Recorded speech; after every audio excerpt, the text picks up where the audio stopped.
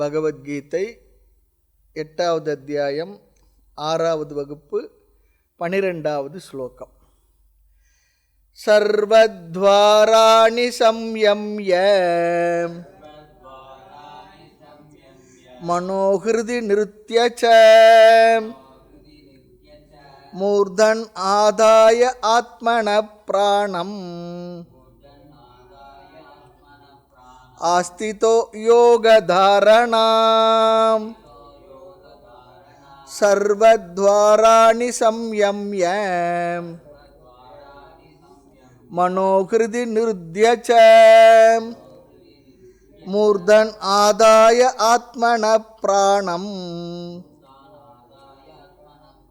ஆஸ்திதோ யோகதாரணாம். இந்த அத்தியாயத்தினுடைய இந்த 12, 13 2 ஸ்லோகங்களிலும் பகவான் உபாசகர்கள் கடைபிடிக்க வேண்டிய முறைகளை மேலும் கூறுகின்றார். 4 நியமங்களை சொல்லப் போகின்றார். சில ஏற்கனவே பார்த்தது தான்.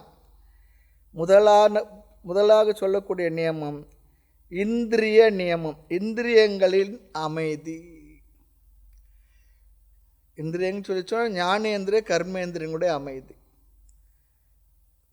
ஞானேந்திரம் சொல்லி சொன்னால் அறிவை தரும் கருவிகள், கர்மேந்திரம்னா செயல்பட உதவுகின்ற கருவிகள். இவைகளில் எல்லாம் ஒரு அமைதி.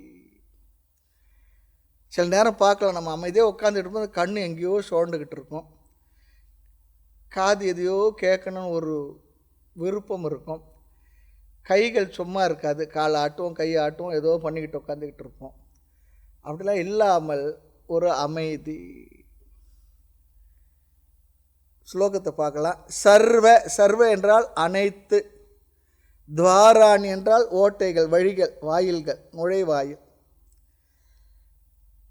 நவத்வார புரே தேகி சொன்னார் பாருங்க. 9 வாசல் பட்டணம். எது? நம்முடைய உடல் இருக்கே, இது 9 வாசல்களை கொண்ட பட்டணம்.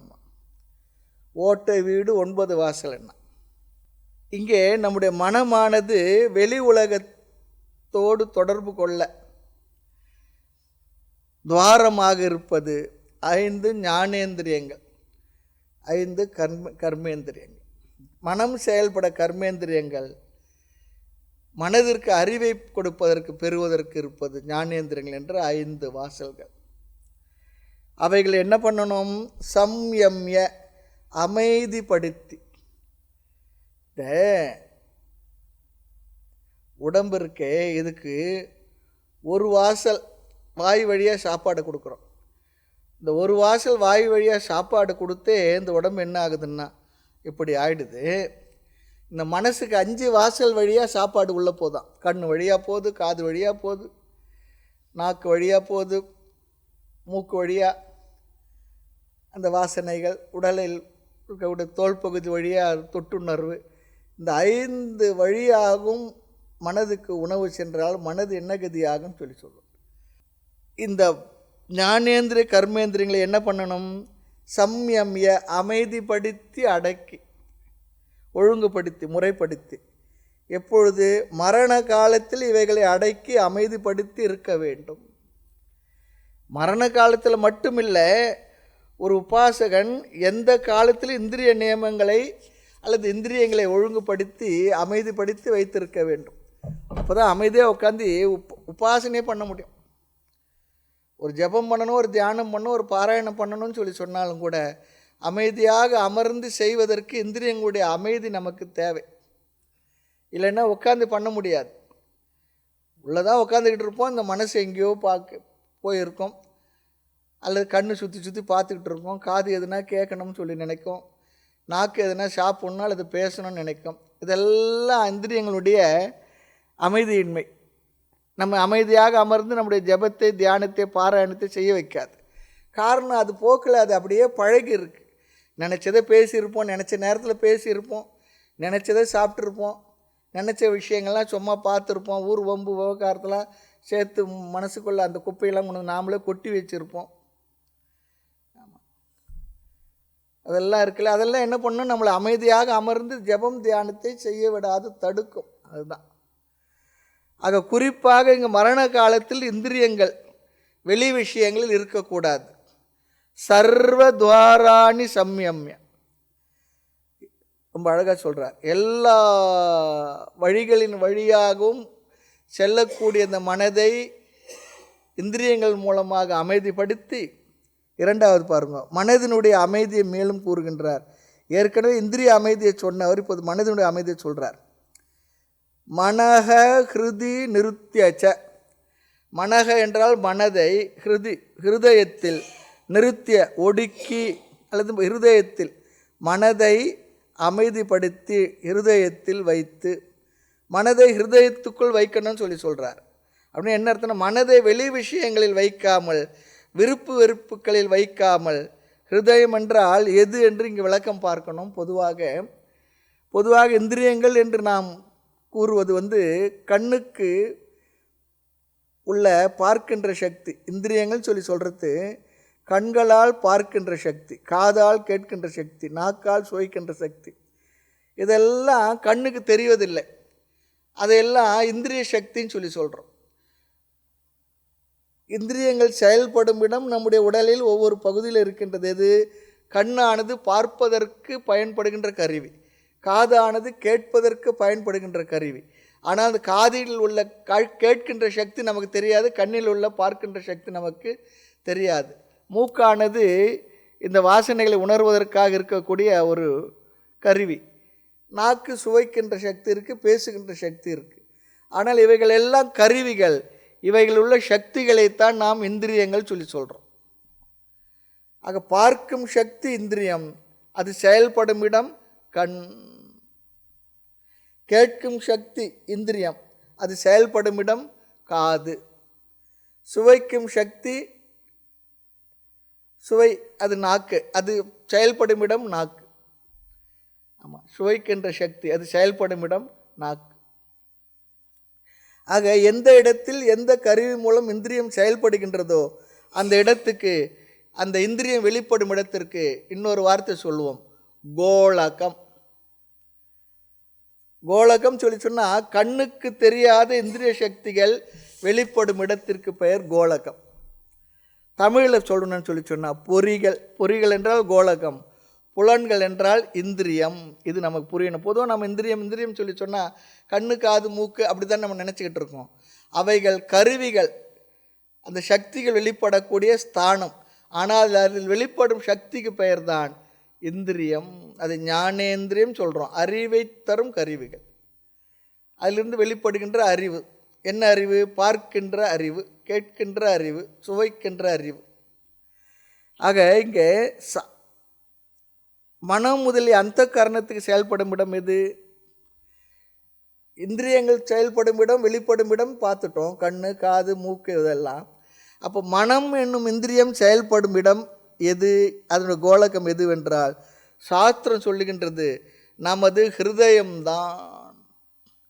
மனம் செயல்படும் இடம் என்ன? நம்முடைய இந்த மாம்ச ஹிருதயம், ஹார்ட்டை தான் சொல்லுது. விஞ்ஞானத்தில் இதுவரை மனதினுடைய இருப்பிடம் கண்டுபிடிக்கப்படவில்லை. அது பெரிய புதிர் என்று தான் சொல்லுகின்றார்கள். ஆகவே மனக ஹிருதயத்தில் வைத்து, வெளி விஷயத்தில் வைக்காமல் மனதை கோலகத்தில் வைத்திருக்க வேண்டும் சொல்கிறோம். கடைசி காலத்தில் பொதுவாக அப்படி இருக்க முடிவதில்லை. ஏதாவது விருப்பு வெறுப்பெல்லாம் வளர்த்து வைத்து, சாஸ்திர ஞானம் இல்லாமல், ஆன்மீக சிந்தனை இல்லாமல், இந்த அறிவு விஷயங்கள்லாம் இல்லாமல் மனதை அப்படியே அதன் போக்கில் போக வைத்து வாழ்ந்து கொண்டிருந்தால் கடைசி காலத்தில் இந்த இந்திரிய விஷயங்கள் எல்லாம் நம்மை மறுட்டும். அதுதான் சித்ராகுப்தம் மிரட்டுறான்னு சொல்கிறோம் பாருங்கள். வேற ஒரு சித்திரகுப்தம். நம்முடைய எண்ணங்கள் எல்லாம் அப்படியே ஒரு குப்தமாக, சித்திரமாக அப்படியே மனதில் ஓடிக்கிட்டு இருக்கும். இப்போவே நம்முடைய கண்ட்ரோலில் இல்லை இந்த மனம். அது விஷயங்கள் சிந்தனை நம்ம கண்ட்ரோல் இல்லை. அந்த நேரத்தில் என்ன, எல்லா இந்திரியங்களும் ஒடுங்கி விடும். சாகிறதோட சக்தி இல்லைன்னு அங்கே பாருங்கள். அதுபோல் இருக்கும்போது மனசில் அது அப்படியே ரீல் கணக்கில், ஆயிரக்கணக்கில், லட்சக்கணக்கில், கோடிக்கணக்கில் ஓடிக்கிட்டே இருக்கும். அதான் சித்திரகுப்த வரான் மிரட்டுறான்னா. சித்திரகுப்தன் தனியாக இல்லை, அது சுடுகாட்டில் ஒரு சாமி வச்சுருப்பாங்க, சித்ராகுப்தன். அவர் யாருன்னா யமனுக்கு அவர் தான் கிளர்க்கு. அவர் தான் யார் என்னென்ன செய்தாலும் அதை எழுதி வச்சுருப்பார் அவர். ஆக கடைசி காலத்தில் பொதுவாக அப்படி இருக்காது. ஏதாவது விருப்பு வெறுப்பில் சென்று விடும். அதை செல்லாமல் பாதுகாக்கணும். அந்த நேரம் பண்ண முடியுமா? முடியாது. ரொம்ப முக்கியம். மனதில் சில பொருள்களை விலகியும் சில பொருள்களோடு சேர்ந்து நம்முடைய மனதை நாம் நன்கு பயிற்சி கொடுத்து வைத்திருந்தால் முடியும். இல்லைன்னா என்ன ஆகும்? வயது ஆக ஆக ஆக பொருளாகட்டும் உறவாகட்டும் இவைகளிருந்தெல்லாம் நம்ம முடிந்த வரையில் விலகி இருக்க முயற்சி பண்ணணும். ஆனால் சாதாரணம் என்ன தெரியுங்களா? வயது ஆக ஆக டிபெண்டன்ஸ் அதிகமாகிடுது. அதுவரை நம்மோடு இல்லாதவர்களாம் கூட வந்தால் நல்லா இருக்குமே, கூட இருந்தால் நல்லா இருக்குமே, அப்படி ஒரு எண்ணம் வந்து விடுகிறது. அதற்கு காரணம் நமக்கு முறையான பயிற்சி இல்லை, முறையான விஷயங்களில் தெளிவு இல்லை. இதில் இன்னொன்று இருக்குது. ஃபிசிக்கல் டிபெண்டன்ஸ் ஒன்றையும் பண்ண முடியாது. மனதளவில் மென்டல் டிபெண்டன்ஸ் இருக்குது பாருங்க. அதை நாம் பழகி வைத்து கொள்ள வேண்டும். மனதளவில் விலகி இருக்கிற பழக்கம். இப்போ நம்மளால் இயலவில்லை ஃபிசிக்கலானா அதுக்கு ஃபிசிக்கல் டிபெண்டன்ஸ் இருந்து தான் யாரோ ஒருத்தர் வந்து நமக்கு ஹெல்ப் பண்ணி தான் ஆகணும், வேறு வழி கிடையாது. ஆனால் மென்டல் டிபெண்டன்ஸ் இருக்குது பாருங்க, அது ரொம்ப முக்கியம். நிறைய பேருக்கு இங்கே சந்தேகம் வரும், வயதான பிற்பாடு பிள்ளைங்களோடு இருக்கணுமா, ஓல்ட் ஏஜ் ஹோமுக்கு போகணுமா? நம்முடைய மரபுப்படி முறையாக வாழ்ந்து பிள்ளைகளுக்கு பொறுப்பாக அவங்களுக்கு ஏதோ ஒரு சௌகரியம் செய்து கொடுத்து திருமணம் ஆகிவிட்ட பிற்பாடு ராஜா முதல் கொண்டு பெரியவர்கள் வரை நம்ம சம்பிரதாயத்தில் ஒரு பழக்கம் இருக்குது. என்ன? வானப்பிரஸ்தம் சென்றாகணும். விவகாரங்களிலிருந்து விலகி ஈஸ்வர சிந்தனையில் ஜபம் தியானம் செய்து மனதை எந்த விஷயத்திலும் செல்லாமல் பாதுகாத்து வைத்து கொள்ளணும். ஆனால் இப்போது வீடுகள்லாம் பார்க்குறோம், 2 விஷயம் நடக்கிறது. ஒன்று, குழந்தைங்க கையில் ஏதோ ஒரு இந்த செல்ஃபோனை கொடுத்துட்டு அது பாட்டுன்னு பார்த்துட்டு உட்காந்துருக்கு ஒரு மூலையில், அம்மாவுக்கு சௌகரியமாக இருக்குது, தொந்தரவு பண்ணாத இருக்குது. இன்னொன்று, வயதானவங்க எல்லாமே டிவியை போட்டுட்டு நிறைய சீரியல்களே மூழ்கி கிடக்கிறாங்க, அவங்களுக்கு அதில் இருக்காங்க. 2 வகையிலும் பார்த்தா அப்போ அதெல்லாம் என்ன பண்ணுது? எங்கே இருக்கிற விஷயங்களையும் தேவையில்லாத விஷயங்களே வக்கரங்களை எல்லாம் அது தர்மப்படியான விஷயமாகவும் இல்லை, எல்லாம் மனதில் வந்து கொட்டுன்னு கொட்டுது. அதிலிருந்து மீள முடியல. என்ன பேசினா என்ன சொன்னாலும் அதை பற்றி டிஸ்கஷன் தான். அது வேறு இன்னும் பயத்தை வேறு அதிகம் கொடுத்துடுது. அவர் வீட்டில் இருக்கவங்களும் அதே போல் பார்க்க தோணுது. இதெல்லாம் இப்போ இருக்கக்கூடிய என்ன சொல்கிறது அபாயங்கள் வயதானவர்களுக்கு. ஆக இங்கு இந்திரியங்களை கட்டுப்படுத்தி வைத்து பழக வேண்டும். அதையே இங்கு பகவான் சொல்கிறார், மனோஹிருதி நிருத்தியச்ச. 3வது நியமம், மூர்தினி ஆதாய ஆத்மனக பிராணம். ஆத்மனக சொல்லிச்சோன்னா தன்னுடைய அல்லது அவரவர்களுடைய பிராணம், பிராண சக்தியை இங்கு உதாரணமாக உதாரண பிராணனை சொல்கின்றார். மூர்தன் ஆதாய ஆத்மனக. இங்கு சரியாக அது பிரித்தோம்னா மூர்தினி ஆதாய என்றும் பிரிக்கலாம். மூர்தினி சொல்லி சொன்னால் உச்சந்தலையில், ஆதாய வைத்து, உதாரணன் எனும் பிராணசக்தியை உச்சந்தலையில் வைக்க வேண்டும். மூர்தினி என்றால் தலை உச்சி, ஆதாய வைத்து தன்னுடைய பிராணனை உச்சந்தலையில் வைக்க வேண்டும் சொல்கிறார். நம் உடலில் எத்தனையோ நாடிகள் இருப்பதாக நமக்கு பெரியவர்கள் சொல்லியிருக்கின்றார்கள். 76 நாடி நரம்பு, அதில் முழுபத்து நாடி, 10 நாடி விசேஷமாக சொல்லுவாங்க. அதுலேயும் என்ன 3 நாடி, இடா நாடி, பிங்களை, சுழுமுனை சொல்லுவாங்க. இங்கே சுழுமுனை நாடி. ஆமாம், இதில் ஒரு நாடி, முக்கியமான நாடி சுழுமுனா. அதை அந்த நாடி வழியாக உபாசகன் தன் பிராணனை எடுத்து செல்ல வேண்டும் சொல்கிறார். சுழுமுனா நாடி வழியாக உபாசகன் தன்னுடைய பிராணனை, ஜீவனை எடுத்து செல்ல வேண்டும். இந்த நாடி வழியாக பிராணன் எந்த நாடி வழியாக பிராணன் வெளியேறுகின்றதோ அதற்கு தகுந்தா போல அந்த ஜீவன் அந்த கதி அடைவான் என்றெல்லாம் சொல்லப்பட்டிருக்கு. அந்த சுஷும்னா நாடி எங்கு சென்று முடிகின்றது என்றால், எங்கு தொடங்குகின்றது என்றால் தலையுடைய உச்சியில்னு சொல்கிறாங்க, முடிகின்றதான். ஆக உச்சந்தலையில் பிராணசக்தியை நிறுத்த வேண்டும். இது ஒரு விதமான யோக சக்தி பயிற்சி. அதற்காக யாருன்னா இறந்துட்டாங்கன்னா அவங்க தலையில் துவாரம் இருக்காலாம் பார்க்க வேண்டாம், அப்படி சொல்லியிருக்கு, சாஸ்திரம் சொல்லியிருக்கு. அதனால் என்ன பண்ணுறாங்கன்னா, சில மடங்களில் உபாசகர்களாக இருந்து இறந்தவர்களுடைய தலையில் தேங்காய் உடைப்பாங்க. அதாவது இறந்த பிற்பாடு சமாதி பண்ணும்போது தேங்காய் உடைக்கிற பழக்கம் தலையில் ஓங்கி அடிக்கிறது இருக்கு. ஏனென்றால் அந்த உச்சந்தலை துவாரத்தின் வழியாக ஜீவன் போகட்டும் சொல்லி அப்படி ஒரு பழக்கம். இது சம்பிரதாயமாக நடப்பதை தவிர இதில் தத்துவம் ஏதும் இல்லை. கருத்தாக தெரிஞ்சு வச்சுக்கோ, அவ்வளோதான், அதுக்கு மேலே வேண்டாம். உபாசகன் சூக்ஷமமாக உள்ள நாடி உச்சந்தலையின் வழியாக செல்வான் என்று சொல்லப்பட்டுள்ளது. இனி பகவான் சொல்லுவார் எதன் வழியாக எங்கு எடுத்து செல்ல வேண்டும் என்று சொல்லுவார். அதையும் கூட பார்க்கலாம். அடுத்து 4வது ஆஸ்திதக யோக தாரணா. யோக தாரணா என்றால் மன ஒருமுகப்பாடு, கான்சன்ட்ரேஷன். ஆஸ்திதக சொல்லி சொன்னால் அதிலேயே நிலைத்தவனாக, மனதில் அதில் வைத்தால் மட்டும் போதாது, அதில் நிலைப்படுத்தி இருக்க வேண்டும் சொல்கிறார். ஆஸ்திதக சொல்லி சொன்னால் எடுத்து கொண்டவனாக, வெளியிலிருந்து மனதை எடுப்பதை முதல்வரில் சொன்னார். பிறகு அந்த மனதை பிராணனை உச்சந்தலைக்கு கொண்டு சென்று எதை சொல்லிக்கொண்டு எதை விட வேண்டும் என்று சொல்லப் போகின்றார். அடுத்த ஸ்லோகத்தில் மீண்டும் உபாசகன் என்ன செய்ய வேண்டும் என்று கூறி நிறைவு செய்கின்றார். 13வது ஸ்லோகம். ஓமித்யேகாக்ஷரம் பிரம்ம வியாஹரன் மாமனுஸ்மரன் யப்ரயாதி த்யஜந்தேகம் சயாதி பரமாம் கதிம். ஓமித்யேகாக்ஷரம் பிரம்ம வியாஹரன் மாமனுஸ்மரன் யப்ரயாதி த்யஜந்தேகம் சயாதி பரமாம் கதிம். இந்த ஸ்லோகம் சென்ற ஸ்லோகத்தினுடைய தொடர்ச்சி. 12வது ஸ்லோகத்தில் நியமங்களை சொன்னார். இந்த நியமங்களெல்லாம் பின்பற்றி என்ன செய்ய வேண்டும்? ஸ்லோகத்தை பார்ப்போம். ஓம் இத்யேகாக்ஷரம் பிரம்ம வியாஹரன். வியாஹரன் சொல்லி சொன்னால் உச்சரித்து கொண்டு, வாயிலோ அல்லது மனதிலோ உச்சாரணம் செய்ய வேண்டுமா? எதை? ஓம் இத்தி, ஓம் என்று சொல்கிறார். இத்தி என்றால் என்று. அந்த ஓம் இருக்கே, அந்த மந்திரத்தை நாம் மனதில் அல்லது வாயில் உச்சரித்து கொண்டு, அந்த ஓங்காரத்துக்கு 2 அடைமொழி தரார், அட்ஜெக்டிவ் கொடுக்குறார். ஏகாட்சரம் அடுத்து பிரம்ம, 2 வார்த்தை ஓம் என்ற மந்திரத்துக்கு அட்ஜெக்டிவாக சொல்கிறார். ஓம் என்ற சொல் என்ன சொல்?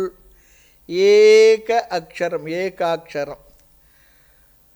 ஓம் என்பதன் விளக்கம் என்ன? ஓரெழுத்தை கொண்டதான், ஓரெழுத்து மந்திரம் ஓங்காரம். ஈரெழுத்து மந்திரம் ராமன் சொல்லுவோம். ஆமாம். 5 எழுத்து மந்திரம் நம சிவாய. 8 எழுத்து மந்திரம் ஓம் நமோ நாராயணாய. 6 எழுத்து மந்திரம் ஓம் சரவண பவ. இப்படிலாம் சொல்லுவோம். ஆமாம். ஆக ஓம் என்பதுடைய சப்தம் ஓங்காரத்தின லட்சணம், ஓர் எழுத்து. பிரித்தம் சொல்லி சொன்னால் அந்த எழுத்தில் 3 எழுத்து சொல்லலாம், சப்தங்கள்.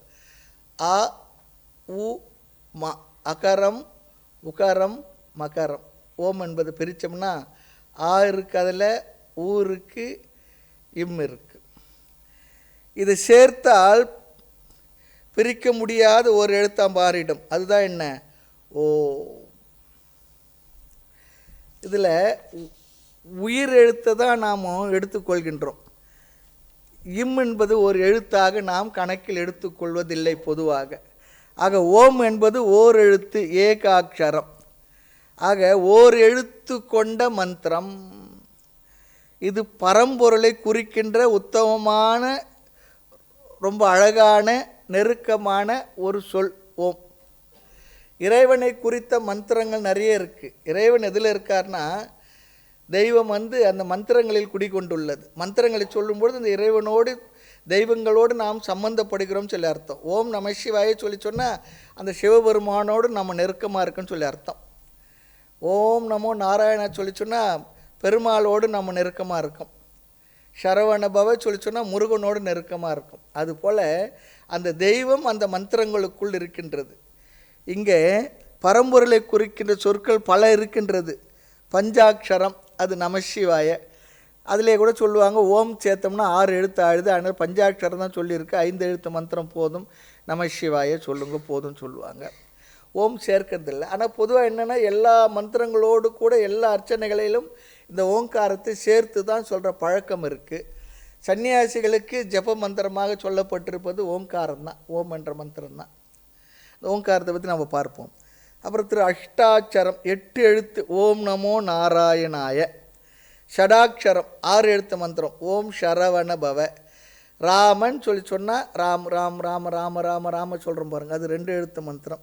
இது போல் கடவுளை குறிக்கும் உத்தமமான பெயர் எதுவென்று கேட்டால் ஓம். ஓங்காரத்துக்கு பிரம்ம என்றும் ஒரு பெயர் இருக்கின்றது. இப்போது ஓம் நம சிவாய சொல்லி சொன்னால் சிவன் அல்லது சிவலிங்கம் ஞாபகத்துக்கு வரும். ஓம் நமோ நாராயணர் பெருமாள் ஞாபகத்துக்கு வர்றார், உருவம் வரும். அடுத்து சரவண பவ சொல்லி சொன்னால் வேலோடு இருக்கக்கூடிய முருகன் ஞாபகத்துக்கு வர்றார்.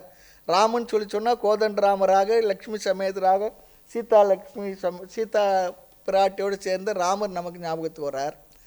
ஆனால் ஓம் என்றால் எது ஞாபகத்துக்கு வருது, அது பார்ப்போம். ஆக ஓங்காரத்துக்கு பிரம்ம என்று ஒரு பெயர் இருக்குது. நிர்குண சகுண பிரம்மத்தையும் பிரம்மம் என்கின்றோம், வேதத்தையும் பிரம்ம சொல்லி சொல்லுவோம். ஆக பிராமண ஜாதியையும் பிரம்ம சொல்லி சொல்கிறோம். ஆக ஓங்காரத்துக்கு இலக்கணமாக பகவான் பிரம்ம என்று சொல்லுகின்றார். இனி அடுத்த கேள்வி, ஓங்காரத்தை பிரம்ம என்று ஏன் சொல்லுகின்றார்? காரணம் என்ன? எத்தனையோ சொற்கள் இருக்கின்றது, ஒவ்வொரு சொல்லும் ஒவ்வொரு பொருளை குறிப்பதாக அமைந்திருக்கின்றது. வாசுதேவக வசுதேவருக்கு மகனாக அவதரித்த கிருஷ்ணனை குறிக்கும். ஈஸ்வர அவதாரமான கிருஷ்ண பகவானை குறிக்கும். ராமர் என்ற சொல் அவதாரத்தை குறிக்கும், கிருஷ்ணர் என்ற சொல் அவதாரத்தை குறிக்கும். இவ்வாறு விதவிதமான சொற்கள் ஈஸ்வரனை குறிக்கின்ற சொற்கள் நிறைய இருக்குது. சாந்தம் சிவம் சுந்தரம் சொல்லி சொன்னால் அத்வைதம், இந்த எது குறிக்கின்றது? சகுண பிரம்மத்தை குறிக்கல, நிர்குண பிரம்மத்தை குறிக்கின்ற சொல். சாந்தம் சிவம் சுந்தரம் அத்வைதம் அப்படின்ற வார்த்தையெல்லாம் ஒரு சகுண பிரம்மத்தை அல்லது உருவத்தோடு கூடிய இறைவனை அங்கு நமக்கு அது கற்பிக்கவில்லை. அது நிர்குணமாக குணமற்ற வடிவமற்ற ஒரு தத்துவத்தை, பிரம்ம தத்துவத்தை நமக்கு சொல்கின்ற சொற்களாக அது அமைந்திருக்கின்றது. ஆக இங்கு ஓம் என்ற சொல் நிர்குண சகுணம் இரண்டையும் குறிக்கின்ற ஒரு சிறப்பு பெற்ற அற்புதமான ஒரு வார்த்தை, மந்திரம். நமக்கு தெரியறதில்லை இந்த ஓம் என்ற வார்த்தையை. எல்லாருக்கும் காலத்தில் கேள்விப்பட்டிருப்போம், இருந்தால் கூட ஓங்காரத்தினுடைய ரகசியத்தை சொல்ல சொன்னார், விளக்கத்தை சொல்ல சொன்னார். அது பிரம்மாவுக்கு தெரியல, அதனால் பிரம்மாவை முருகன் வந்து ஜெயிலில் போட்டார். அப்புறம் சிவபெருமான் கேட்டார், அவர் வந்து தகப்பன் சாமி அன்னை கேட்குறா போல கேளுன்னார், தகப்பன் சாமியாக சொன்னார் அப்படின்னு நம்ம கதை கேட்டிருப்போம், அது நம்ம கேட்டிருப்போம், அவ்வளோதான். இங்கே என்ன, ஓம் என்ற வார்த்தையை பற்றி விளக்கமான விரிவான விளக்கம் வேணால் மாண்டிக்க உபநிஷத்தை பார்க்கலாம், அது நிறைய அழகாக சொல்லியிருக்கு. ஆக இங்கு ஓம் என்ற சொல்லானது, மந்திர சொல்லானது நிர்குண பிரம்மத்தையும் குறிக்கின்றது, சகுண பிரம்மத்தை குறிக்கின்ற சிறப்பு பெற்றது. அதோடு கூட இன்னொரு பெருமை இருக்குது. எல்லோராலும் சகுண பிரம்ம வழிபாட்டில் நிர்குண பிரம்ம வழிபாட்டிலும் எல்லோராலும் அதிகமாக உச்சரிக்கப்பட்ட பெருமை பெற்ற ஒரு மந்திரம் ஓம். ஆமாம், எல்லாவற்றும் கலந்து வருகின்ற ஒரு மந்திரம். இரண்டாவது, ஓங்காரத்தை ஜபமும் செய்ய பயன்படுத்தலாம், விசாரம் செய்யவும் அது பயன்படும். எல்லா தேவதைகள், பகவானுடைய எல்லா வெளிப்பாடுகள், எல்லா ஈஸ்வரனையும் அனைத்தையும் குறிக்கின்ற ஒரு சொல் ஓங்காரம். ஆக பிரம்மத்துக்கு மிக நெருக்கமான அடுத்த பெயர் என்னென்னா ஓம் என்று சொல்லப்படும். இந்த ஓமுடைய பெருமை இதெல்லாம். சில சொற்கள் அவதார ரூபமான சகுண பிரம்மனை குறிக்கும், இங்கு நிர்குண பிரம்மனை இது குறிக்கின்ற ஒரு சொல்லாக அமைந்துள்ளது. ஆக ஓம் என்ற மந்திரத்தை ஜெபம் செய்தால் சகுண பிரம்ம உபாசனையாகவும் ஆகின்றது. அதை எடுத்து விசாரம் செய்தால் நிர்குண பிரம்மத்தையும் அது அறிவிக்கின்றது. அடுத்த ஆ உ ம, அகரம் உகரம் மகரம், 3 அவஸ்தைகளையும் குறிக்கின்ற ஒரு சப்தமாகும். அதை நாம் விசாரம் செய்கின்றோம். சப்த பிரபஞ்சத்தையும் அர்த்த பிரபஞ்சத்தையும் இது குறிக்கின்றது என்றெல்லாம் சொல்லி பெரிய ஒரு அளவிற்கு விசாரம் இருக்கின்றது. மேலும் ஒரு ரகசியம் இங்கே இருக்குது. ஓங்காரத்தை 3 மாத்திரையுடன் உச்சரிக்கலாம். பிறகு அமாத்ரா சொரூபம், உச்சரிப்பில்லாமல் மாத்திரை இல்லாமல் அசப்தமாகவும் அதை நாம் உணர முடியும், உணர வேண்டும். அசப்த ரூபமாக இருக்கின்றது. ஓம் என்று நாம் உச்சரிக்கும் பொழுது அது உச்சரிப்புக்கு முன்பு என்ன, அது அசப்தமாக, அப்படியும் அதை நாம் மனதில் உணர்ந்து புரிந்து கொள்ளலாம். ஆக ஓங்காரத்தை அசப்த ரூபமாக விசாரம் செய்தால் நிர்குண பிரம்ம பிராப்தி. ஆமாம், அகர உகர மகரம், அகார காரணத்திலே அநேக ரூபமாய் உகார காரணத்தில் உருத்தரித்து நின்றவன், மகார காரணத்திலே மயங்குகின்ற ஜீவர்கள், சிகார காரணத்திலே தெளிந்ததே சிவாயமே. அப்படிலாம் திருமந்திரத்திலிருந்து நிறைய இந்த ஓங்காரத்தை பற்றி பிரித்து நிறைய சொல்லியிருக்காங்க. ஆக இங்கு அசப்த ரூபமாக அமாத்ரா ரூபமாக நிர்குண பிரம்மத்தை புரிந்து கொள்ள இந்த ஓங்கார விசாரம் பயன்படும். அதை நாம் மாண்டிக்க உபநிஷத்தில் நல்லா சிறப்பாக பார்க்கலாம். எப்படியெல்லாம் அது அமாத்ரா சொருவம், 3 மாத்திரையில் ஓங்காரத்தை உச்சரிக்க வேண்டும். நீ ரொம்ப நீட்டியும் ரொம்ப குறைச்சும் சொல்லக்கூடாது. அடுத்து அந்த அமாத்ரா ஸ்வரூபம்ன்ற அந்த 3 மாத்திரை அளவு கூட இல்லாமல் அதை எப்படி அசப்தமாக அதை எப்படி புரிந்து கொள்வது. அடுத்து ஓங்காரத்தை தியானத்துக்கு பயன்படுத்தினால் அது சகுண பிரம்மத்தை அடைய உதவி செய்யும், சகுண பிரம்ம பிராப்தி. ஆக சகுண நிர்குண பிரம்ம பிராப்திக்கு உதவுவதால் ஓங்காரத்துக்கு பிரம்ம என்ற ஒரு வார்த்தையை இங்கு பகவான் பயன்படுத்தியிருக்கார். ஏகாட்சரம் சொன்னார், பிரம்மன் ஏன் அதுக்கு சொல்லணும்னு சொல்லி சொன்னார். சகுண நிர்குண பிரம்ம பிராப்திக்கு அது உதவுவதால் இங்கு அந்த ஓங்காரத்துக்கு பிரம்ம என்ற சப்தத்தையும் பகவான் கொடுத்துள்ளார். எதற்கு? ஓங்காரத்திற்கு. ஆகவே பிரம்மத்தை அடைவிக்க உபாயமாக ஏகாட்சரம் இருப்பதனால் பிரம்மத்தை வியாகரன், வாய் அல்லது மனது அதை உச்சரிக்க வேண்டும் என்கின்றார். வாய் வழியாக ஓம் சொல்லி உச்சரிக்கலாம், அல்லது மனதில் என்ன பண்ணலாம், சப்தம் இல்லாமல் அமைதியாக மனதிற்குள்ளேயே எந்த மந்திரமாக இருந்தாலும் கூட அமைதியாக மானச ஜபமாக அவைகளை செய்யலாம். ஆனால் இதில் என்னென்னா, வாய் வழியாக சப்தமாக சொல்லும்போது ஒரு அளவிற்கு நம்மால் சொல்ல முடிகின்றது. மனதில் மானசமாக சொல்கிறதுக்கு அதிக பலன் இருக்கு என்று சொன்னாலும் அமைதியாக சொல்வதற்கு அமர்ந்து அடுத்த செகண்ட் மனது வழியாக என்ன ஆகிடும்னா, மனசு மந்திரத்தை ஜபிக்காது, வேறு எதே ஜபிக்க ஆரம்பிச்சிடும். அவன் என்ன ஆனா, இவன் என்ன ஆனா, அவன் போனானா, இவன் வந்தானா, அவன் ஏன் அப்படி இருக்கான், இவன் ஏன் அப்படி இருக்கிறான், நாம் ஏன் இந்த கதியில் இருக்க நமக்கு தெரியறதில்ல. ஊர் வம்பெல்லாம் ஊர் கதையெல்லாம் அதுதான் நம்ம மனசில் ஓடும். அடுத்த நிமிஷம் வாயில் சொன்னாலே வாய் ஒன்று சொல்லணும், மனசு எதுன்னு நினச்சிக்கிட்டு இருக்கும். ஆமாம், அப்போவே அந்த கதினா மனசுன்னு சொல்லி வந்ததுன்னா முடிஞ்சதுன்னு அர்த்தம். சொல்கிறது இது இருக்கிற இயல்பு தான், அது எல்லாருக்கும் இருக்குது, எல்லாருக்கும் இருக்குது. ஆக அப்படி வாய் உச்சரிக்கும் பொழுது அதற்கு அர்த்தம் ஈஸ்வரன் என்று புரிந்திருக்கணும். அதை அடுத்த பகுதியில் சொல்லுகின்றார். மாம் அனுஸ்மரன், என்னை நினைத்து, ஆமாம், உன்னை நினைத்து உன் உள்ளே உலாவும் என்னை அன்னை வயிற்றினும் அடைக்காதே பராபரம் அப்படின்னு சொல்கிறார் தாய்மன்னர் ஒரு இடத்துல. ஆக மாம் அனுஸ்மரன், என்னை நினைத்து ஈஸ்வரனை நினைத்து கொண்டு அதை என்ன பண்ண, சிந்தித்து அமர்ந்திருக்க வேண்டும். ஓம் என்று சொல்லும்பொழுது இது ஈஸ்வரனை குறிக்கும் சொல் என்று நினைத்து கொண்டு, இங்கு மாம் என்பது கிருஷ்ணரை குறிக்கவில்லை, அனைத்து பிரபஞ்சத்துக்கும் காரணமான ஈஸ்வர தத்துவமானது இங்கு சொல்லப்படுகின்றது. மாம் என்ற வார்த்தைக்கு இதுதான் அர்த்தம். ஆக மாம் அனுஸ்மரன் யக, யார் ஒருவன் தேகம் உடலை தஜன் விட்டு பிரயாதி பயணம் செல்கின்றானோ, சக அவன் யாதி அடைகின்றான், எதை, பரமாம் கதிம் மேலான கதியை நிலையை அடைகின்றான்.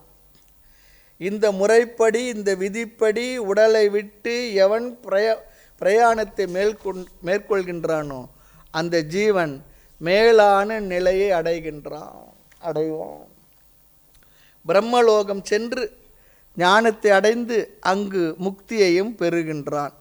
இது யாருக்கு கூறப்படுகின்ற வார்த்தை, கருத்து? இந்த ஜென்மத்தில் ஞானத்தை அடையாமல் ஆனால் தர்மப்படியாக வாழ்ந்து ஜபம் பூஜைகள் உபாசனைகள் எல்லாம் செய்து மனதை ஒருநிலைப்படுத்தி உதான பிராணன் மூலமாக உச்சந்தலை வழியாக இப்படி ஜீவனை வெளியேற்றுகின்றவர்கள், அவர்களுடைய நிலையை பகவான் இங்கு சொல்கிறார். அவர்கள் இறந்த பிற்பாடு பிரம்மலோகம் சென்று அங்கு இருந்து தொடர்ந்து ஞானத்தை பிரம்மாஜி இடத்துல பாடம் கேட்டு முக்தியை அவர்கள் பெறுகின்றார்கள். இப்படி பெறுகின்ற இந்த முக்திக்கு தான் சாஸ்திரமானது கிரம முக்தின்னு சொல்கிறது. அதுக்கு என்ன பண்ணணும்? இறந்த பிற்பாடு பிரம்மலோகம் போகணும். அப்படி இறந்த பிற்பாடு பிரம்மலோகம் போகணும்னு சொல்லி சொன்னால் இருக்கும்போதும் பகவானை முறையாக நினைத்திருக்க வேண்டும். அது ரொம்ப முக்கியம். இப்போ எதுவும் நினைக்கல, இறந்த பிற்பாடு பார்த்துக்கலான்னா அதெல்லாம் ஒன்றும் முடியாது. இன்னொரு கருத்து சொல்லுகின்றார், அவன் கடைசி காலத்தில் மட்டும் முயற்சி செய்ய மாட்டான். இப்படிப்பட்டவன் வாழ்க்கை முழுவதுமே அவன் இப்படி முயல்வான். அப்போ தான் அது கடைசி காலத்தில் பயன்படும். வாழ்க்கை முழுக்க வேறு வேறு விஷயங்களில் மனது அப்படியே நம்ம கண்ட்ரோல் இல்லாத ஊரை சுற்றிக்கிட்டு இருக்குன்னு வச்சிங்களேன், வாழ்க்கை நிறைவில் சொல்ல வேண்டியதே இல்லை. வாழ்க்கை முழுக்க நினைப்பவங்க கூட கடைசி காலத்தில் இந்த மனசுக்குள்ளே என்ன வாசனை இருக்குன்னு தெரியாது. சில பேர் பார்க்குறோம், சில வாசனைகள்லாம் அந்த நேரத்தில் நம்ம அறியாமல் மேலே வந்து நம்மளை விழுக்காட்டிடலாம், விழ வைத்து விடும். அதனால தான் இருக்கும்போதே சொல்லிடணும், பகவானுக்கு இன்னொரு விண்ணப்பம் போட்டுடணும். அப்போ என்னால் இதெல்லாம் நினைக்க முடியவே தெரியல, ஆக அப்போதைக்கு இப்போதே சொல்லி வைத்தேன் அரங்கமாக நகருள்ளான்னு இப்போ சொல்லி வச்சுட்டு ஒரு வார்த்தையை போட்டு வச்சிடணும்.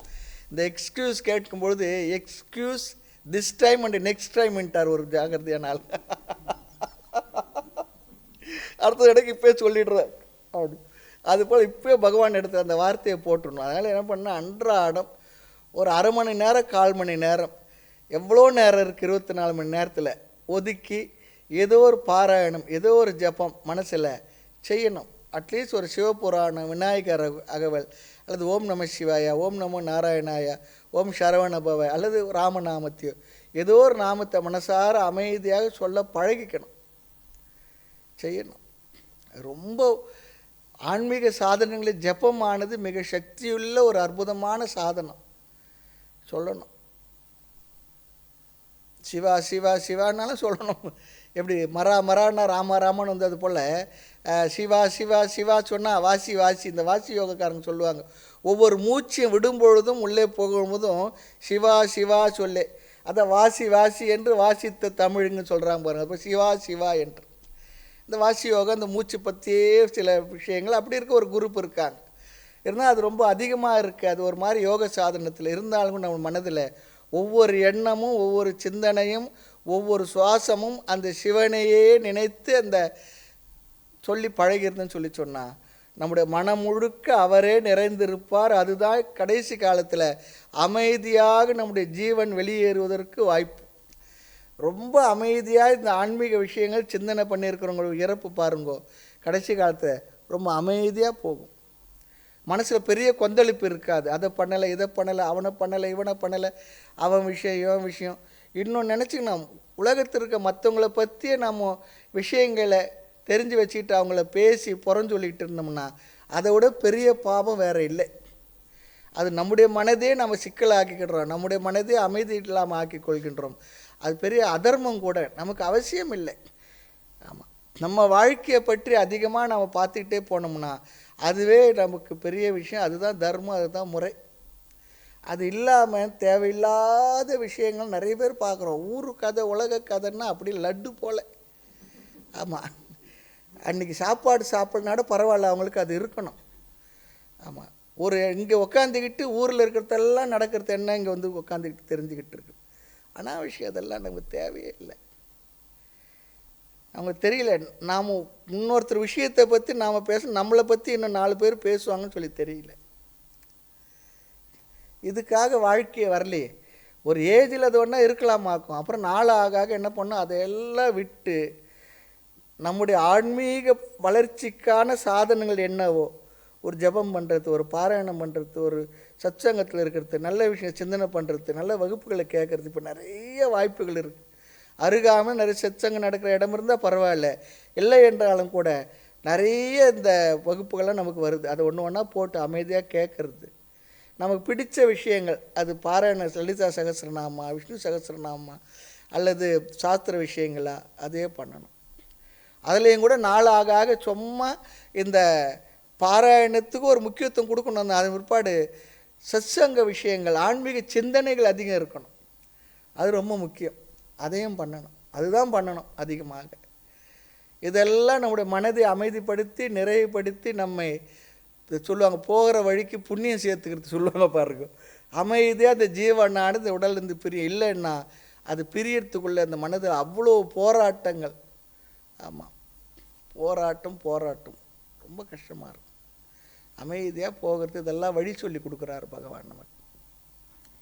அதனால தான் என்னவோ தெரியல, இந்த 8வது அத்தியாயம் இறந்துட்டாங்கன்னா இதெல்லாம் படிக்கிறது ஒரு பழக்கத்தில் இருக்குது. என்ன காரணத்தில் வந்தது தெரியல, அப்படி படிப்பாங்கன்னா இந்த விஷயம் சொல்லியிருக்காரு பகவான். ஆக இந்த 8வது அத்தியாயத்தை அப்படி படிக்கிறா போல் ஒரு சம்பிரதாயமும் சில பேர் வச்சுருக்கிறாங்க. ஆக வாழ்க்கை முழுவதும் முயல்பவன் அப்பொழுதுதான் கடைசி காலத்து இது வரும். எம் வாபி ஸ்மரன் பாவன் என்கின்றார். எவன் ஒருவன் தொடர்ந்து முயற்சி செய்து கொண்டே இருக்கின்றானோ அது அவனுக்கு கடைசி காலத்தில் சம்ஸ்காரமாக மாறி அவனுடைய முயற்சியின்றி அந்த வாசனைகள் மேலே வரும். ஸ்பான்டேனியஸான்னு சொல்கிறார். இயல்பாக மாறிடும், இயல்பாக மாற்றி இருக்கணும். ஒருவருடைய கேரக்டர் என்ன சொல்லி சொன்னால், நாம் நினச்சி மனசை எப்படி பழக்கணுமோ அதுதான் நம்முடைய கேரக்டர், அதுதான் நம்முடைய சுபாவமாக வரும். அது ரொம்ப ஜாகிரதையாக. அதனால இப்போ நல்ல சம்ஸ்காரங்களையே கொடுத்து பண்ணோம்னா அந்த மனசம் நல்ல சம்ஸ்காரங்களை பாசிட்டிவான சிந்தனையிலே போயிட்டுருக்கும். இல்லை என்றால் என்ன ஆகுன்னா வேறு மாதிரி அதை விட்டோம்னா தான் விவகாரம் பண்ணும். இயல்பாக அதோடைய தன்மை வேறு மாதிரி தான் இருக்குது. நாம் தான் அதை முயற்சி செய்து இதற்குள் கொண்டு வந்து அதை பயிற்சி செய்து பழக்கப்படுத்தி நம்மோடு அமர வைத்து கொள்ளணும். இந்த குழந்தைகள் எப்படி வம்பு பழக்கம் அல்லது வேறு எதுனா அது விளையாட்டுத்தனம் எங்கெங்கே ஓடுமோ அது போல் அந்த மனசு ஓடிக்கிட்டு தான் இருக்கும். ஆடி கறங்கி கொண்டிருக்கின்றது மனது. ஆக இப்படி நம்ம செய்து பழகணும்னு சொல்லி சொன்னால் முயற்சியின்றி அந்த வாசனைகள் நமக்கு மேல் வரும். இல்லை என்றால் எதையெல்லாம் நினச்சி பழகியிருந்தோமோ அது அந்த நேரத்துக்கு வந்து நம்மை அலைக்கழிக்கும். அதுதான் மரண அவஸ்தைன்றாங்க பாருங்க. உடல்லேருந்து ஜீவன் வெளியேறது ஒரு அவஸ்தை. ஆனாலும் கூட நிறைய இது போல் விஷயங்கள் நம்மை வந்து அலைக்கழிக்கும். ஆக இல்லை என்றால் வேறு விஷயத்தை நினைத்து கொண்டே இறந்து விடுவான். ஆக எதை நினைத்து கொண்டு இருந்தானோ அதைத்தான் மனது நினைத்து கொண்டிருக்கும். அப்படி நினைத்து கொண்டு தான் அவன் இறந்து விடுவான். இல்லையேல் வேறு ஏதாவது பழைய வாசனைப்படி இறந்து விடுவான். ஜடபரதர் கதையில் பார்த்தோம். கடைசியாக ராஜாவாக இருந்து ஆன்மீக வாழ்க்கைக்கு வந்து ஒரு மான் வந்துடுச்சு அவர் ஆசிரமத்துக்கு. அந்த மான் மேலேயே அவருக்கு ஒரு மனசு ஆசை போயிடுச்சு. இறக்கும்பொழுது மானே நினச்சிக்கிட்டு இறந்தாராம். பார்த்தோம் நம்ம. அப்புறம் மானே நினச்சிட்டு இருந்தவர் இறந்த விருப்பம் மானே ஆனார். ஆனால் பழைய சம்ஸ்காரத்தினால புண்ணியத்தினால் என்ன, அந்த சாதுக்கள் சன்னியாசிகள் ஆசிரமங்கள் அதே சுற்றி வந்துக்கிட்டு இருந்தாராம். அதன் பிற்பாடு இறந்துட்டு மறுபடியும் மனுஷனாக பிறந்து அப்புறம் ஞானத்தை பெற்று மோட்சத்தை அடைஞ்ச ஒரு கதையே இருக்குது நமக்கு. ஜடபரதர் கதையெல்லாம் இருக்குது. அடுத்து 14வது ஸ்லோகம். அனன்யசேதா சததம் யோ மாம் ஸ்மரதி நித்யசஹ தஸ்யாஹம் சுலப பார்த்த நித்யயுக்தஸ்ய யோகினஹ அனன்யசேதா சததம் யோ மாம் ஸ்மரதி நித்யசஹ. ஸ்மரதி இருக்கா? ஸ்மரதி தானே இருக்கு. யோ மாம் ஸ்மரதி நித்யசஹ தஸ்யாஹம் சுலப பார்த்த நித்யயுக்தஸ்ய யோகினஹ. அபியாசத்தினுடைய பயிற்சியினுடைய அவசியத்தை பகவான் இங்கு ரொம்ப வலியுறுத்தி பேசுகின்றார். ரொம்ப வேணும்னு சொல்கிறார். இது நியாயம்தானே. எந்த ஒன்றுமே கூட பயிற்சி அபியாசம் வேணும். அப்ரெண்டிஸ் சொல்கிற இதெல்லாம் என்ன பயிற்சி தானே, ட்ரைனிங்கு தானே போகிறோம். எந்த ஒரு தொழிலை கற்றுக்கிறோமோ அந்த தொழிலுக்குரிய பயிற்சி கொடுக்குறது. அதுபோல் அபியாசத்தினுடைய அவசியத்தை இங்கு பகவான் வலியுறுத்தி பேசுகின்றார். அபியாச யோக யுக்தேன என்று பகவான் இதுக்கு முன்னே பேசியிருந்தார். அபியாச யோகம் நம்ம பார்த்தோம். அபியாசம் தேவை அல்லது முயற்சி தேவை. முயற்சி செய்யும் பொழுது தோல்விகள் வரும். யாருக்கு தோல்வி வராதுன்னா, முயற்சியே செய்யாதவர்கள் தோல்வி வராது. முயற்சி செய்தால் நிச்சயமாக தோல்வி வரும். அதனால் மனதுக்கு சோர்வும் வரும். பிறகு என்ன வரும்? அது கடினம் என்ற எண்ணமும் வரலாம். இவைகளெல்லாம் நமக்கு வரக்கூடாது. தோல்வி வந்து, சோர்வு வந்து, இது கடினம் என்று நாம் விட்டு விடாமல் இருப்பதற்காக பகவான் இந்த ஸ்லோகத்தை பயன்படுத்துகின்றார். நான் மிக மிக சுலபமானவன் சொல்கிறார். ரொம்ப கடினம் நினைக்காத, சோர்வு அடையாத, முயற்சி பண்ணு, விடாது முயற்சி பண்ணு. என்னை அடைவது மிக மிக சுலபம், கடினம் இல்லை. கடினம் கடினம் என்று சொன்னால் நம்மை பயமுறுத்துறா போல இருக்கும். அதனால் என்ன பண்ணும்? செய்கின்ற முயற்சியையும் நாம் விட்டு விடுகின்றேன் என்று கூறுவோம். அப்படி கூறக்கூடாது என்பதற்காக பகவான் அகம் சுலபக, நான் ரொம்ப சுலபம் சொல்கிறார். உலகப் பொருள்களை அடைவது தான் கடினம், இறைவனை அடைவது சுலபம் சொல்கிறார். உலகப் பொருள்கள் எப்படி என்றால், பறக்கின்ற சில பட்டாம்பூச்சி இருக்குது. அது போல் என்ன பண்ணுமா, நாம் தேடி போனோம்னா அது தூரம் போயிடும். தேடல்னா நம்ம கிட்ட வரும். பொதுவாக உலகப் பொருள்கள் அப்படி தான் இருக்குது எல்லாமே. அதுபோல் தான் உலகப் பொருள்கள். எது தேடி போனால் ஓடும், திரும்பி வந்தால் நம்ம கூட வரும். சரி, நம்ம கூட வந்துடுதே, மறுபடியும் அதை போய் பிடிச்சி அதில் இருந்துக்கலாம்னா மறுபடியும் அது ஓடும். இது உலகத்தில் இருக்க விஷயங்களில் ஒரு முறையாக இருந்து கொண்டு இருக்கின்றது. ஆனால் பகவானை அடைதல் அப்படி இல்லை. பகவானை அடைதல் கடினம் இல்லைன்னு சொல்கிறார். அகம் சுலபாக, எப்படி எதில் நமக்கு இச்சை இருக்கோ அது சுலபம் சொல்லுவோம். எதில் நமக்கு விருப்பம் இல்லையோ, இச்சை இல்லையோ, ஆசை இல்லையோ அது கடினம் சாதாரணமாக சொல்லிட்டோம். ஆமாம். ஆக வேதாந்த வகுப்பில் ஆர்வம் இருந்தால் அது சுலபமாக சௌகரியமாக இருக்கும்.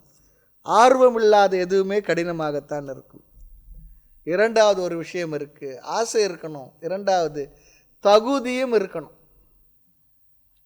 யோக்கியதா. தகுதி இல்லாமல் ஒரு காரியத்தை எடுத்து விட்டால் அது கடினம், கஷ்டமாக இருக்கும். தகுதி இருந்தால் சுலபமாக இருக்கும். ஆமாம். அதனால தான் எடுத்த உடனே வேதாந்தத்தில் நாம் சாதன சதுஷ்டய சம்பத்தி, ஆமாம், அது சொல்லிடுறோம். முதல் இந்த தகுதி இருந்தால் உனக்கு இது ரொம்ப சுலபமாக இருக்கும், தகுதி இல்லைன்னா கடினமாக இருக்கும். படிக்கிற பசங்களில் உனக்கு எந்த பாடம் கஷ்டம்னா சொல்லுவான், கணக்கு சொல்லுவான், அடுத்து ஆங்கிலம் சொல்லுவாங்க சாதாரணமாக. ஆனால் சில குழந்தைங்களுக்கு கணக்கு வந்து ரொம்ப சுலபம்னு சொல்லுவாங்க. ஏன்? அதுக்கு அதில் ஆசை மட்டும் இல்லை, அதுக்கு அது மனது வந்து பிடிச்சிருக்கு, தகுதி இருக்குது. அதனால் தகுதி இல்லாத எதுவுமே நமக்கு கடினமாக இருக்கும், ஆசை இல்லாத எதுவுமே கடினமாக இருக்கும். ஆசை இருந்தால் சரி பார்த்துடுமே, முயற்சி செய்யும்னு சொல்லி வருவோம். ஆக தகுதி இருந்தால் சுலபமாக இருக்கும். அதான் சொல்லுவாங்க, ஒரு 7வது 8வது மாணவனை +2வில் கொண்டு உட்கார வச்சா அவங்க எது என்ன ஆகும்? கஷ்டம்தான். 8வது படித்தான்னா 9வது பரவாயில்ல தாக்கு பிடிப்பான், அப்புறம் 10க்கு வருவான், இப்படி போவான். இல்லை என்றால் என்ன ஆகும்? காரணம் ஏன் கடினமாக இருக்குது, முடிவதில்லை, தன்னை தகுதிப்படுத்திக்கல. அப்போ ஒவ்வொரு வகுப்பும் அவனை அடுத்த வகுப்புக்கு தகுதிப்படுத்துவது. அதுபோல் தகுதி இருந்தால் வேதாந்த வகுப்பும் கூட சுலபம், கடினம் இல்லை. இல்லை எனக்கு கஷ்டமாக இருக்கேன்னா கொஞ்சம் தகுதி குறைவாக இருக்குன்னு சொல்லி அர்த்தம். ஆமாம். வேணும்னா சொல்கிறவரும் கொஞ்சம் தன்மையாக நல்லா சொல்லணும், அதுவும் இருக்கு. புரியாத சொல்லிகிட்டு இருந்தார்னா என்ன பண்ணுறது? அதாவது ஒரு ஜோக்கு சொல்லுவாங்க, கேட்குறவங்களுக்கு புரியாத பேசுனா அது தத்துவமா, சொல்கிறவருக்கே புரியாத பேசுனா அது மகா தத்துவமா. அப்படி இருக்குது, நிறைய இருக்குது. இந்த மீட்டிங்லாம் பார்க்கலாம், ஏதோ நீட்டி முழக்குவாங்க. கடைசி அவர் சொன்னார், இவர் என்ன சொன்னார், அவர் சொன்னார் தெரியுமா, இவர் சொன்னார் தெரியுமா, என்ன சொன்னார்னு கடைசியும் சொல்ல மாட்டாங்க அந்த மீட்டிங்லலாம். அது போல் ஏதோ ஒன்று சொல்லக்கூடாது இல்லையா, சுலபமாகவும் சொல்லணும். அதனால தான் என்ன, வேதாந்தமே ஒரு மாதிரி போர் அடிக்கிற சப்ஜெக்ட்னா ஆகிடுச்சு. வேதாந்தம் போர் இல்லை, அதை சொல்கிறவர் வேணால் அப்படி இருக்கலாம், இல்லைன்னா நான் போராக இருக்கலாம், எனக்கு தகுதி இல்லாமல் இருக்கலாம், ஆசை இல்லாமல் இருக்கலாம், இல்லைன்னா வேறு மாதிரி இருக்கலாம். அந்த மன தகுதி இருந்ததுன்னா, ஆசையும் இருந்ததுன்னா வேதாந்தமும் சுலபம்தான். ஆக தகுதி இருந்தால் வேதாந்த வகுப்பு கூட சுலபம். கஷ்டமாக இருக்குன்னு சொன்னால் நம்முடைய தகுதியில் ஏதோ கொஞ்சம் குறைவு இருக்குன்னு அர்த்தம். ஆக ப்ரிப்பரேஷன் இல்லாத எதுவுமே கடினமே. ஏன்? தகுதி குறைவாக இருக்கின்றது, போதிய முயற்சி இல்லை, முயற்சி குறைவாக இருக்கின்றது. ஆகவே நம்ம என்ன பண்ணணும்? தகுதியை வளர்த்து கொள்வதற்கு முயற்சி செய்ய வேண்டும். அந்த முயற்சியும் முழுமையாக சரியாக இருக்கணும். அந்த முயற்சியை தான் இங்கு பகவான் அபியாசம் என்ற வார்த்தைகளை சொன்னார். யாருக்கு பிரயத்தன முயற்சி இருக்கோ அவர்களுக்கு தகுதியும் வரும். தகுதி எப்போ வரும்னா முயற்சி உடையவங்களுக்கு தான் தகுதியும் வரும்.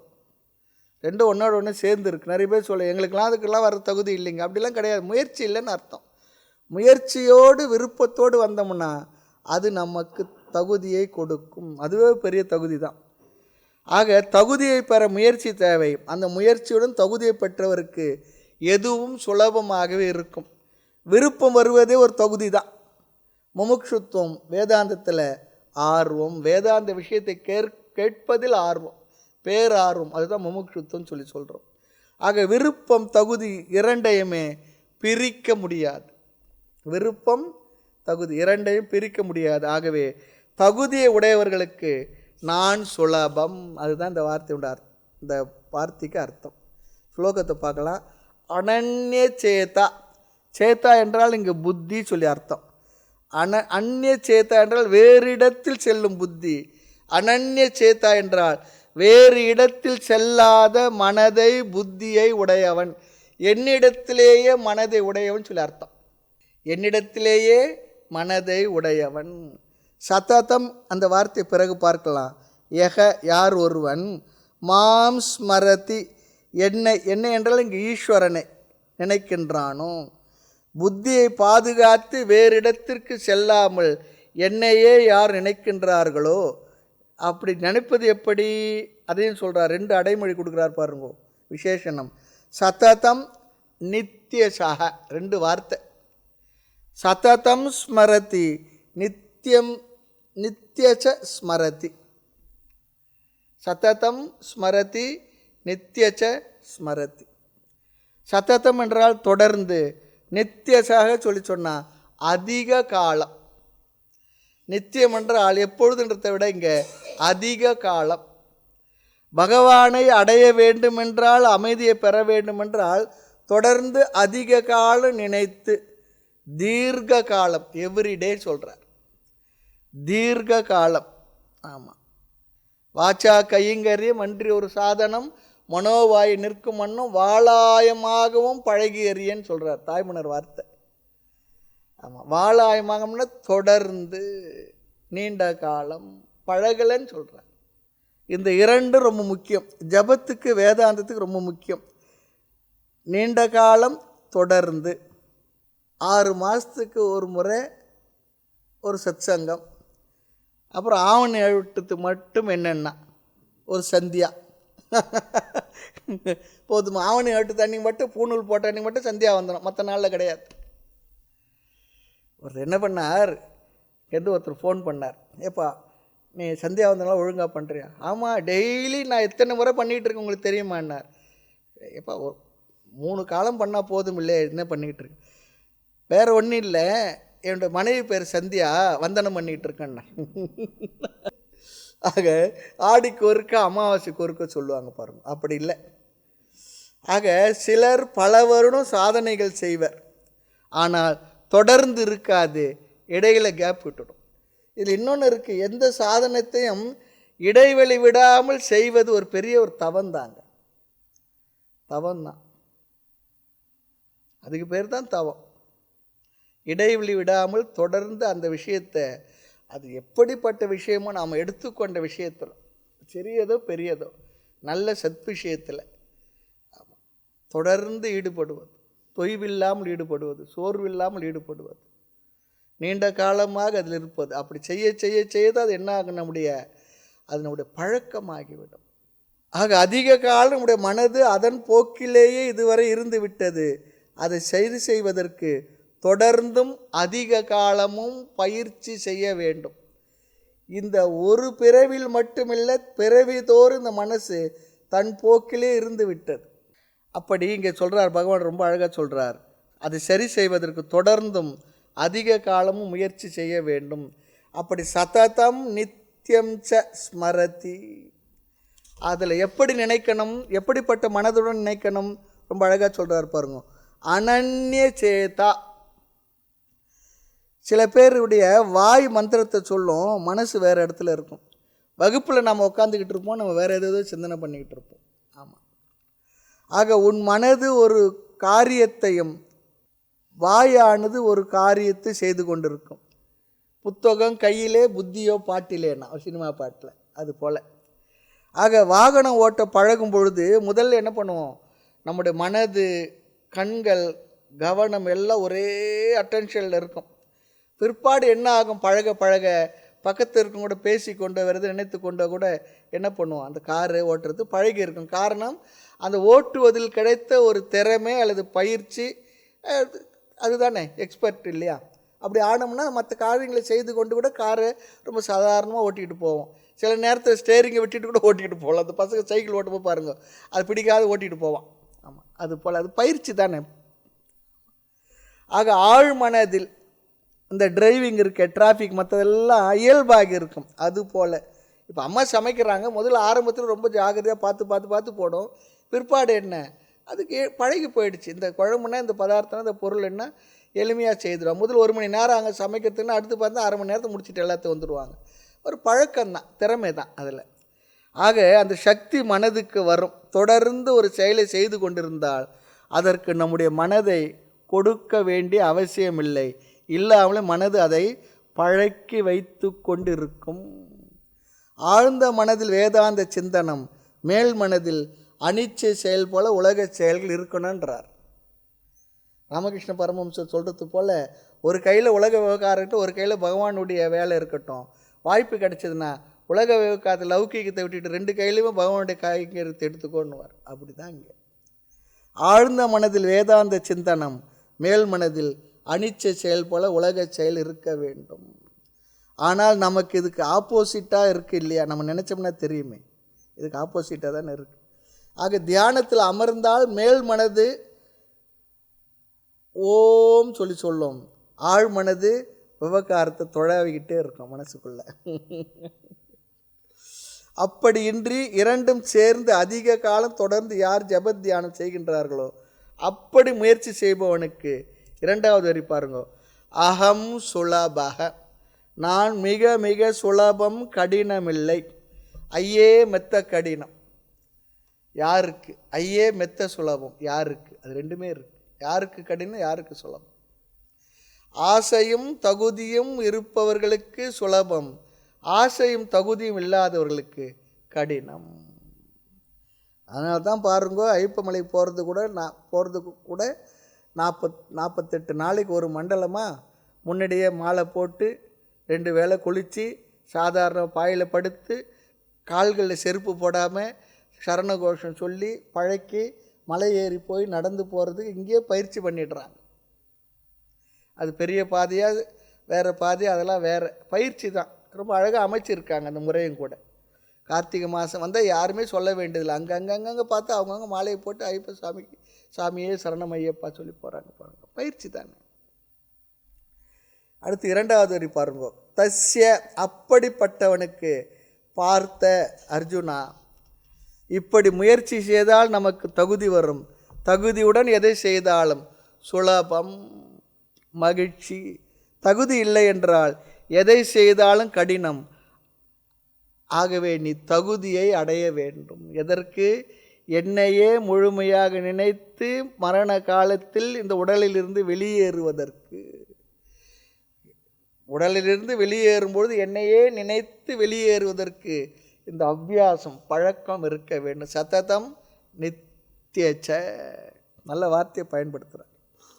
ஆக அந்த சாதனத்தை வெற்றிகரமாக முடிக்க, அடுத்து இன்னொன்று இருக்குது, ஒரு சாதனத்தை வெற்றிகரமாக முடிப்பதற்கு எவ்வளவு காலம் செய்ய வேண்டுமோ தேவையோ அவ்வளவு காலமும் செய்ய வேண்டும். அதனால தான் பாருங்கள், சிலதெல்லாம் சொல்லும்போதும் ஆன்மீக சாதனத்தில் ஒரு மண்டலம் செய்யுங்க, 11 நாள் செய்யுங்க, இத்தனை நாள் செய்யுங்கன்னு சொல்கிறது என்னென்னா, அத்தனை காலம் செய்தால்தான் அந்த பலன் கிடைக்கும் என்பது பெரியவர்கள் சாதாரண கர்மகாண்ட விஷயத்தில் வச்சிருக்கிறாங்க சொல்லும்பொழுது. இந்த ஞானகாண்ட விஷயத்தில் மனதை பயிற்சி பண்ணுவதற்கு அதற்கான நேரத்தையும் காலத்தையும் கொடுக்க வேண்டும். ரொம்ப முக்கியம். அதான் சொல்கிறார், ஒரு சாதனத்தை வெற்றிகரமாக முடித்து அதில் நாம் சாமர்த்தியம் பெறுவதற்கு எவ்வளவு காலம் தேவையோ அவ்வளவு காலம் செய்ய வேண்டும். 3 மாதமா, 6 மாதமா, 1 வருஷமா, சில பயிற்சி ட்ரைனிங்லாம் கோர்ஸ் இருக்கும் பாருங்கள், அதுக்கு டைம் ஃபிக்ஸ் பண்ணியிருப்பாங்க. குறைஞ்சபட்சமாக அந்த காலத்தை செய்தானா அவனுக்கு அதில் ஒரு தேர்ச்சி வரும்னு சொல்லி அவர்களுக்கு தெரியும். அதுபோல் அப்படி செய்தவனுக்கு அகம் சுலபக. தஸ்ய என்பதற்கு முதல் வரியில் சொன்னபடி செய்தவன் யார்? யோகினாக. யோகி என்றால் சாதகன். எப்படிப்பட்ட சாதகன்? நித்தியக என்றும், யுக்தக பொருந்தியவன், உறுதியையும் குறிக்கின்றது. யுக்தக என்பது உறுதியையும் குறிக்கின்ற சொல். என்றும் உறுதியாக உள்ள அப்படி உறுதியை உடைய யோகிக்கு நான் சுலபம். கடினம் என்று நினைத்தால் அவனுக்கு தகுதி இல்லை என்ற அர்த்தம், விருப்பம் குறைவு என்று பொருள். தகுதியில் இன்னொரு வார்த்தையை சேர்த்துடுறார், ஆர்வமும் அடக்கம் சொல்கிறார். ஆர்வம் உடையவர்களுக்கு எதுவுமே கடினம் இல்லை, ஆர்வம் இல்லாதவர்களுக்கு எல்லாமே கடினம்தான். ரொம்ப முக்கியம். ஆர்வமும் நிறைய பேர் கேட்டோம்னா ஏதோ காரணம் சொல்லுவாங்க. அதுக்கு என்ன தெரியுங்களா அர்த்தம்? நாம் புரிஞ்சுக்கணும். சரி, அவர்களுக்கு ஆர்வம் இல்லை, அந்த ஆர்வத்தை உருவாக்கணும், ஆர்வத்தோடு செய்யணும். எந்த ஒரு விஷயத்தையும் ஆசையாக ஆர்வத்தோடு செய்யணும். இங்கே நம்முடைய இந்த ஆசிரமத்தை சுவாமிஜி அவங்க என்ன ஆசையாக ஆர்வமாக இது இப்படி இருக்கணும் அப்படி இருக்கணும், எல்லாருக்கும் பயன்படணும் பார்த்து பார்த்து செய்திருக்காங்க. அதுக்கெல்லாம் ஒரு ஆர்வம் இருக்கணும். இல்லைன்னா இப்போ அப்படி இருக்கக்கூடாது. ஆனால் நமக்கு ஆர்வம் ஆசையம் வேறு விஷயத்தெல்லாம் இருக்குது. ஊர்வம்பில், உலக விஷயத்தில், மற்ற விஷயத்தில், புறணி பேசுகிறதுல, பொய் சொல்கிறதில்ல, மாற்றி சொல்கிறதில்ல, அல்லது நம்ம செய்யாது இருக்கிறதுக்கு நிறைய காரணங்களை தேடுறதில்ல, அதிலெல்லாம் ஆர்வம் அதிகமாக இருக்குது. அப்படி இருக்கவே கூடாது. ஆர்வமும் விருப்பமும் மனதில் உறுதியும் இருந்து என்னை முயற்சி செய்து பயிற்சி செய்தால் அவர்களுக்கு நான் சுலபம். அப்படிப்பட்ட தகுதி உள்ளவர்களுக்கு நான் சுலபம் என்று சொல்லுகின்றார். மேலும் விஷயங்களை அடுத்த வகுப்பில் பார்க்கலாம். மூர்த்தி எல்லாம் வாழி, எங்கள் மௌன குரு வாழி, அருள் வார்த்தை என்றும் வாழி, அன்பர் வாழி பராபரமே. ஓம் பூர்ணமத பூர்ணமிதம் பூர்ணாத் பூர்ணமுதச்யதே பூர்ணஸ்ய பூர்ணமாதாய பூர்ணமேவாவசிஷ்யதே. ஓம் சாந்தி சாந்தி சாந்தி. ஹரி ஓம். ஸ்ரீ குருப்யோ நமः. ஹரி ஓம்.